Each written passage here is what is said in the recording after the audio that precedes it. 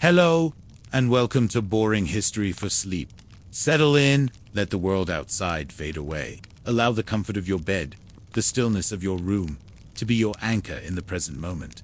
There is nothing for you to do now, nothing to solve, and nowhere else you need to be. You are here, and you are ready for rest. Our journey tonight takes us back in time, back nearly 2,000 years, to the sprawling, formidable, and complex world of the Roman Empire. But we will not be lingering in the marbled halls of the Senate, or walking with emperors in their golden palaces. Not at first.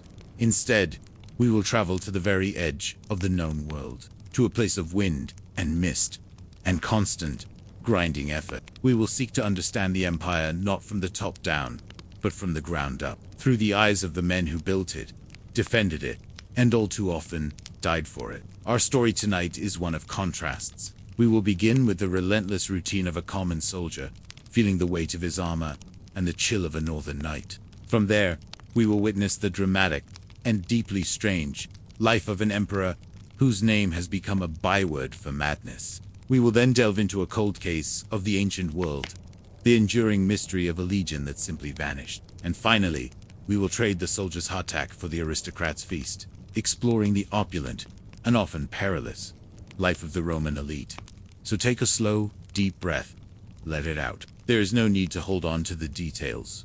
Allow the story to wash over you, a gentle current to carry you towards sleep. Your only task is to listen, to relax, and to drift. Imagine yourself, not in the comfort of your bed, but somewhere else entirely. The air is cold, damp, and carries the scent of wet earth and wood smoke. You are in Roman Britain, in the early 2nd century, stationed at one of the many fortifications along the great stone barrier known as Hadrian's Wall. This is the northern frontier, the limes, the edge of civilization. Your day does not begin with the gentle light of dawn. It begins in the oppressive pre-dawn blackness with the sound, the mournful, brassy call of the bushina.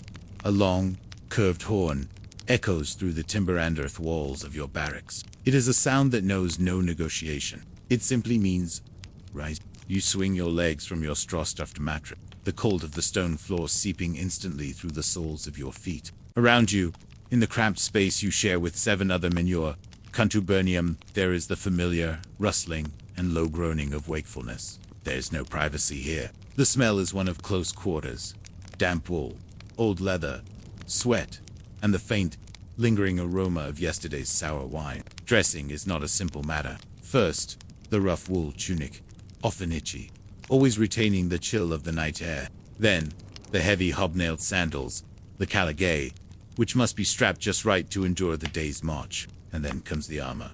Feel, for a moment, the sheer, dead weight of it. You might be wearing the lorica segmentata. The metal is cold against your tunic. The leather straps are stiff, and you methodically fasten the buckles, a ritual performed in. You buckle on your belt, the cingulum, from which your short sword, the gladius, and your dagger, the pugio. The weight of it all, some 60 to 70 pounds, settles onto your shoulders and hips. It is a familiar, bone-weary weight, a constant companion. There is no leisurely morning meal. You and your comrades file out into the fort's central courtyard. The morning air is sharp, biting at any exposed skin. Breakfast is a practical affair, designed for fuel, not pleasure. You are handed a piece of panis militaris, or it is a dense, twice-baked biscuit of flour and water, hard enough to break a tooth if you are not careful. You gnaw on it, washing it down with a cup of posca mixture of water, sour wine, and herbs. It's acidic, sharp, but it quenches the thirst and was believed to kill bacteria in questionable water sources. It is the taste of the army, with the first grey light breaking over the rolling, mist-rooted hills. The day's work begins, and the work is rarely battle. Battle is a terrifying, chaotic exception.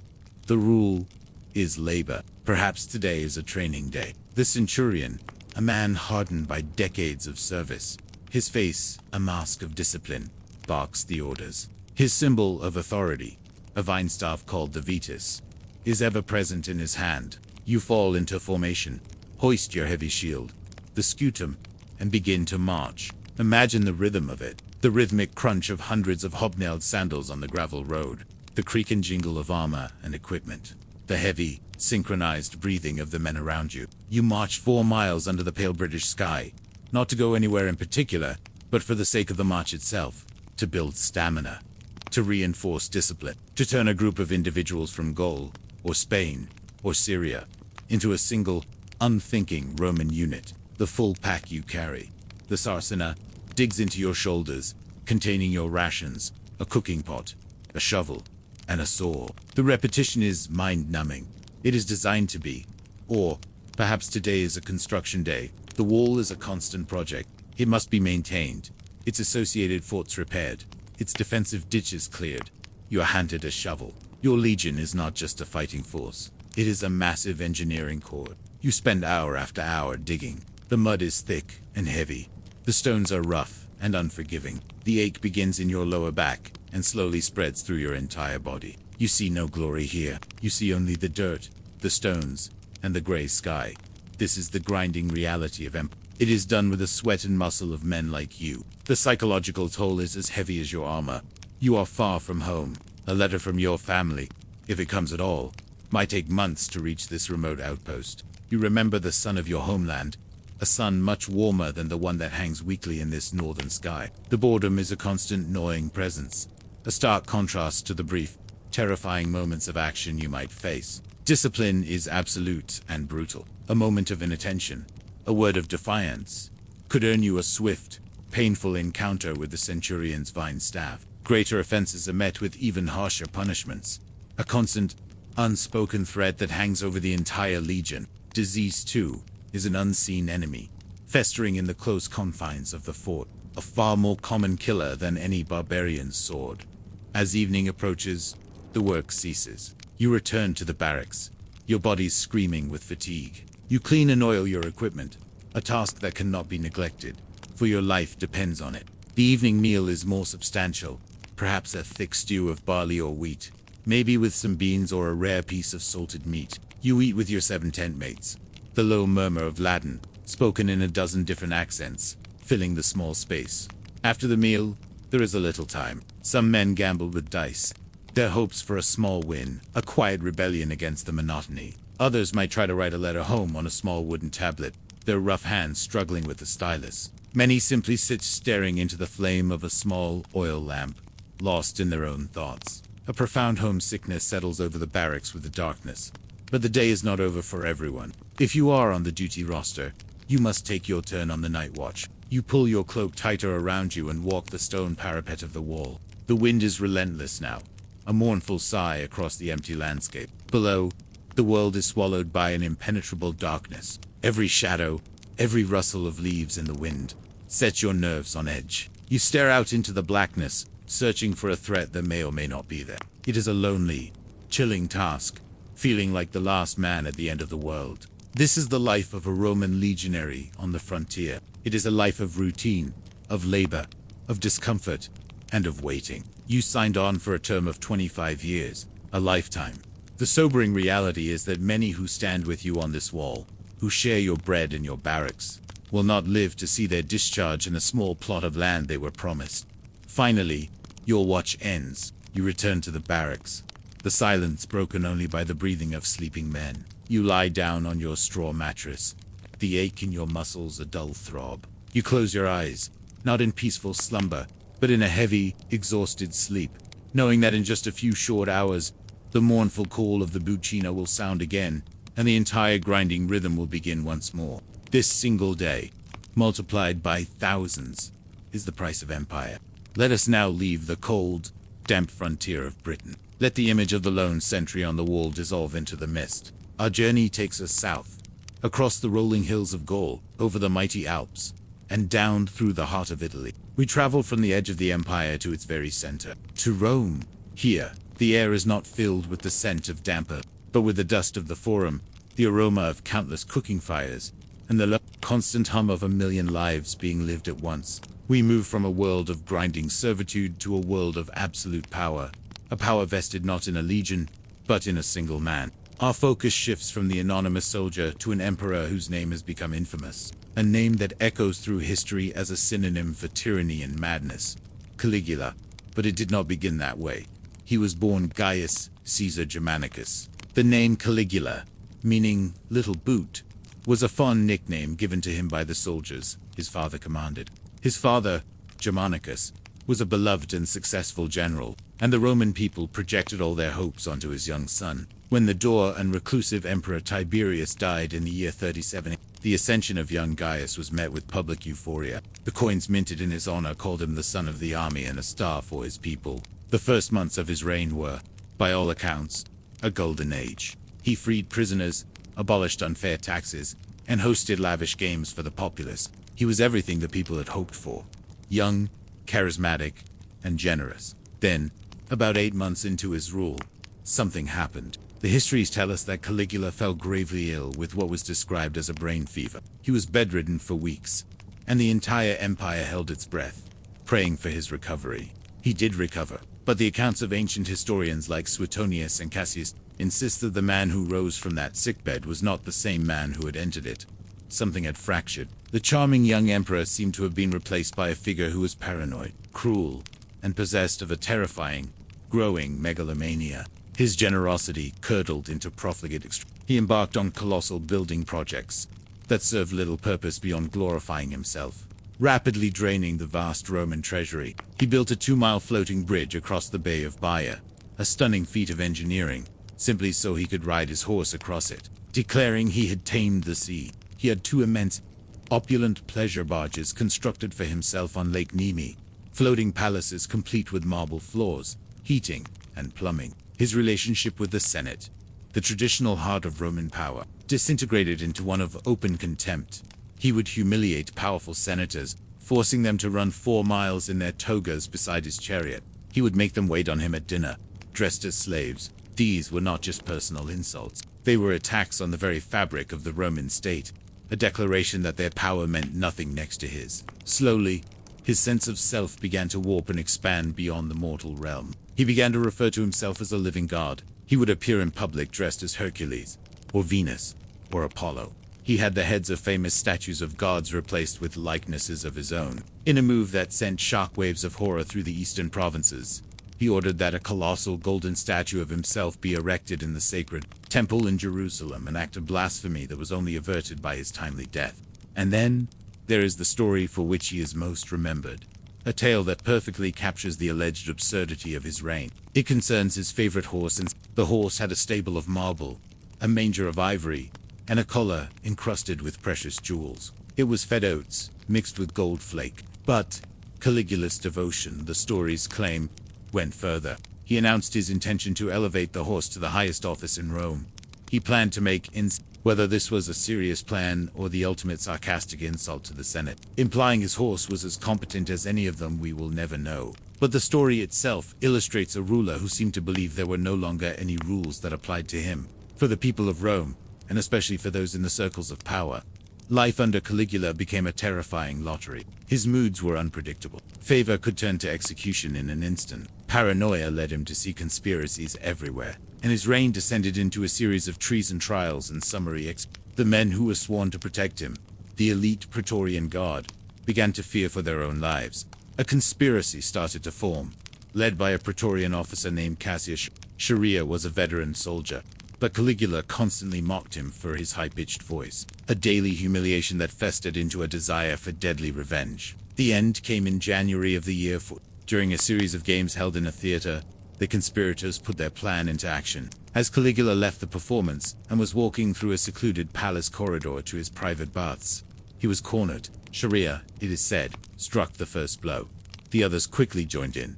The act was swift and brutal. The man who had called himself a god, who had humbled senators, and planned to make his horse a consul, found his life pouring out onto the stone floor of his own palace. The chaos that followed was immediate. In the confusion, his wife and young daughter were also murdered. The Senate debated restoring the Republic, but the Praetorian Guard, in a moment that would define Roman politics for centuries, took matters into their own hands. Ransacking the palace, they found Caligula's uncle, the stuttering and overlooked Claudius, hiding behind a curtain, terrified for his life. In need of an emperor to command, they hailed him as the new Caesar. The tumultuous 4-year reign of Caligula was over. It was a brief but searing chapter in the history of the Roman Empire, a cautionary tale of how quickly promise can turn to poison, and how absolute power can lead to an absolute detachment from reality. From the violent, documented end of one man in the heart of Rome, we turn our attention to a quieter, more profound, and ultimately unsolved mystery from the empire's edge. We leave behind the marble corridors of the palace and return to the misty frontiers. Our subject is not one man, but a collective of thousands, a fighting force with a proud history, a name, and a number that seemingly marched into the pages of history, and then vanished. This is the story of the Legio IX Hispana, the Ninth Legion, surnamed the Spanish. The Ninth was an old and storied legion. It had fought with Julius Caesar in his conquest of Gaul. It had been a cornerstone of the Roman army for centuries, a symbol of Roman military might and resilience. By the late 1st century AD, it was stationed in Britain, helping to subdue the fierce tribes and secure the province. We know it built a fortress at what is now the city of York. The last definitive record we have of the Ninth Legion in Britain is an inscription from York, dated to the year 108, and after that, the trail grows cold. For decades, the prevailing theory was a simple and dramatic one. The legion was annihilated in battle. Sometime around the year 117 AD, the story went, the tribes of northern Britain rose up in a bloody rebellion. The Ninth Legion, marching north from York to quell the uprising, was ambushed and completely destroyed, wiped out to the last man in the mists and hills of Caledonia, modern-day Scotland. This theory provided a neat, if tragic, explanation. It accounted for the legion's disappearance from the records, and also provided a powerful motive for the construction of Hadrian's Wall, which began just a few years later. The wall, in this narrative, was a direct response to the catastrophic loss of an entire legion, a desperate attempt to seal off the hostile North for good. This version of the story has captured the popular imagination, inspiring novels and films. A lost legion, swallowed by a savage land, their eagle standard lost to the enemy. It is a compelling and romantic tale, but history, like archaeology, is a patient discipline, and as new evidence is unearthed, neat stories often become more complicated. The complication for the theory of the Ninth's destruction in Britain came not from Britain itself, but from the European mainland. In the Dutch city of Nijmegen, archaeologists discovered tile stamps bearing the insignia of the Ninth Legion. These tiles were part of a fortress that was rebuilt after the year 121 AD, more than a decade after the legion was supposedly annihilated in Britain. Further evidence, in the form of inscriptions mentioning specific officers known to have served in the Ninth, also suggested their presence in Nijmegen. This discovery threw the old theory into disarray. How could a legion be in the Netherlands if it had been wiped out in Scotland? This has led to new, competing theories. One suggests that the legion was indeed withdrawn from Britain, perhaps because it was severely under strength after years of brutal guerrilla warfare, but it was not destroyed. It was transferred to the continent to rest and rebuild. From there, its history becomes a series of possibilities. Some historians propose that the Ninth was sent east, to the volatile frontier with the Parthian Empire, or perhaps it was deployed to Judea, to help crush the bloody Bar Kokhba revolt that raged in the 130s AD. It is entirely possible that the Ninth Legion, already weakened, suffered such devastating losses in one of these eastern wars that it was finally, and unceremoniously, disbanded. Its surviving soldiers would have been merged into other stronger legions, and its name and number struck from the army lists. In this version of events, there is no single, dramatic last stand. There is only a slow, sad decline. A once proud legion, bled white over decades of fighting, eventually fading into administrative obscurity. Archaeological sites like Vindolanda, a fort near Hadrian's Wall, give us an incredibly detailed snapshot of this era. The famous they record requests for more beer, notes about the poor quality of the local Britons, and letters home filled with longing. We have this rich, personal tapestry of life on the Roman frontier. Yet, within this detailed picture, the ultimate fate of an entire 8,000-man unit remains a blank space. So, what truly happened to the lost Ninth Legion? Were they massacred in the highlands of Scotland, a story too dramatic to resist, or did they suffer a much slower, more bureaucratic death, transferred, depleted, and eventually erased from the Roman army's order of battle on a dusty papyrus scroll somewhere in the east? The truth is, we do not know. The evidence is fragmentary, contradictory, and open to interpretation. The Ninth Legion remains a ghost, a puzzle that historians and archaeologists continue to debate. Their disappearance reminds us that history is not a complete and perfect record. It is full of gaps, of silences, and of mysteries that may never be fully solved. The Legion simply walked off the stage of history, leaving behind only their name, their number, and a fascinating, enduring question mark. We have stood on the windswept wall of the frontier. We have walked the paranoid corridors of an emperor's palace. We have searched in vain for the ghosts of a lost legion. Now, let us complete our journey by stepping into a world that is, in its own way, as alien as any of them. A world of immense comfort, privilege, and intricate ritual. Let us imagine a day in the life, not of a soldier, but of his master, the wealthy Roman Patrician, the senator, the landowner. Let us trade the damp chill of a northern barracks for the sun-drenched warmth of a countryside villa in Tuscany. Here, the day does not begin with the jarring blast of a horn. It begins with the gentle shifting of light. Sunlight, soft and golden, filters through a high glass-paned window, falling upon a floor of intricate mosaic tiles depicting a scene from mythology. You are the dominus, the master of this estate, and you awaken in a wide bed, on a soft mattress, stuffed with feathers, under sheets of fine Egyptian linen. Instead of the groans of 7 other men in a cramped room, the only sound is the gentle cooing of doves outside. A slave, trained to be silent and anticipate your needs, enters with a basin of warm, scented water for you to wash your face and hands. Dressing is not a struggle with cold, heavy armor. Another slave helps you into a fine wool tunic, perhaps dyed a subtle, expensive color, and over it, the symbol of your status as a citizen and a man of importance. The toga. It is a cumbersome garment, but its weight is one of prestige, not of defense. Breakfast is a light, simple affair. There is no hardtack here.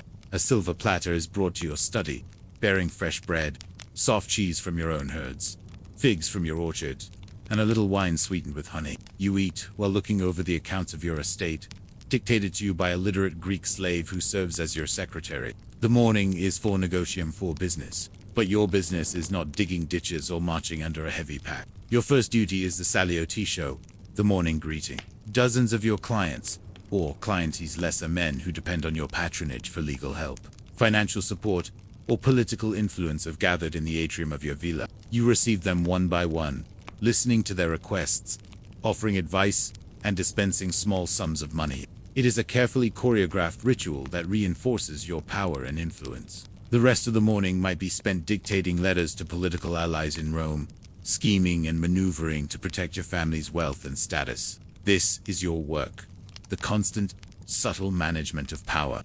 As the sun climbs higher, negotium gives way to otium latia. You might take a stroll through your gardens, which are not wild landscapes but highly structured works of art. There are shaded, fragrant flower beds, statues of gods and ancestors, and bubbling fountains, providing a constant, soothing sound.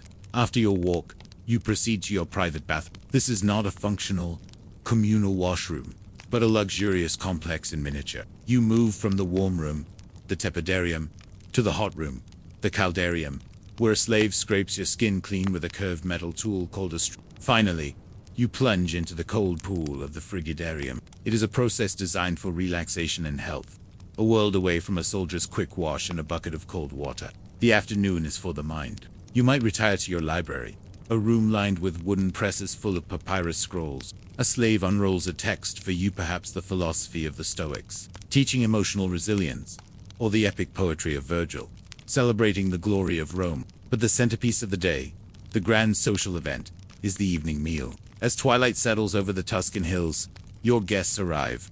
You do not sit at a table. You and your guests, all men of similar status, recline on 3 large couches arranged in a U shape in your dining room. The walls are covered in vibrant frescoes, depicting idyllic landscapes or dramatic myths.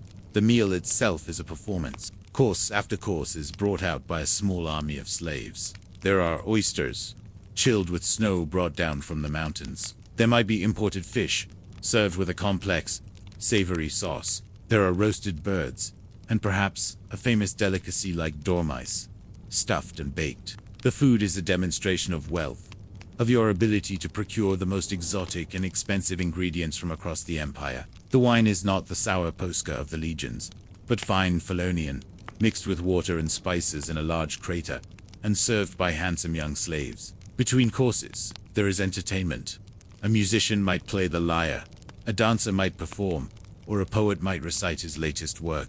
The conversation is of politics, literature, and gossip from the capital. This entire world of effortless luxury, of fine food and philosophical debate is built on a foundation you barely notice. Slaves, hundreds of them, on an estate like this. They are the cooks, the cleaners, the gardeners, the bath attendants, the scribes, the servers, the farmers in the fields. Their silent, unending labor is the engine that powers your life of leisure. They are a constant, almost invisible presence.